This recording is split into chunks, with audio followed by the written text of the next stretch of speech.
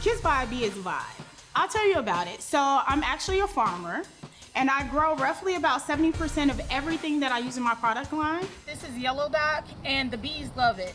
So the bees come and they kiss and pollinate on my plants, and then I pick them, and Aisha and I process all those plants, and we turn them into the amazing product line that I have. And so once you put it on your body, you've been kissed by a bee.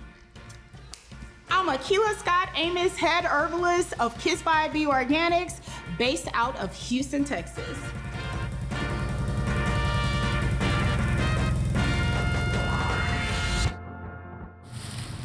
So this is your lemon.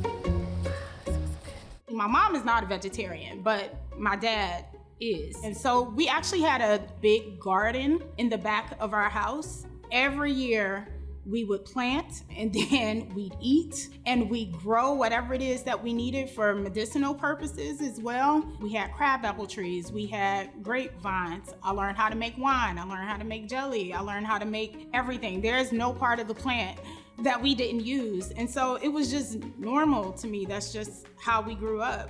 We lived off the land, so to speak, so nobody knew about that. So my friends would be like, oh, this is bothering me, this is bothering me. I'd be like, okay, no problem. I'll whip you up something real quick or whatever, and I give it to them, and they're like, oh, this cream is great. What is this? This is fantastic. And I'm like, I know. So I decided to make it a business. The first thing that I did was I started body butters, which is super simple, but of course I make my body butters to heal. I started the line, and the first product that I brought out was my eczema butter, because so many people have that issue, and it just snowballed from there. Third generation herbalist, I know everything that I know. But of course, I'm just continually learning. I'm never going to know everything, but I do consider myself a master herbalist. The people of Houston mean everything to me. I started the business in Chicago, but the bulk of my career has been here. Every single milestone that I've hit has been here.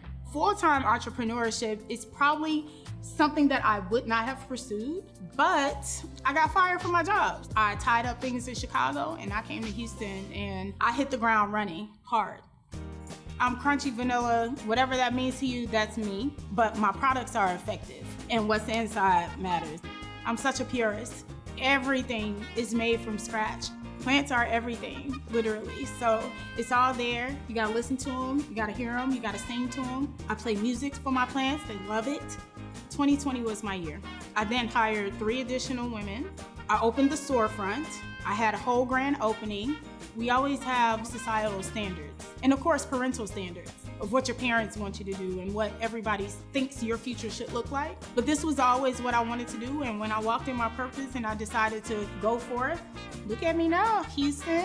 I started doing shows. I was seeking out vendor events and things like that, and I did anything. It didn't matter. I just wanted to be there. I wanted to put my brand in front of people's faces, but there was one in particular, the Folk Market, ran by Mitchell Cohen at Silver Street. And when I got into Mitch's show, you couldn't stop me. He was definitely a turning point for me. In 2021, it got to the point where I wasn't bringing enough money to pay salary. My husband had to start helping me pay rent. We sold our house too. It was a lot of change. We bought 4 acres.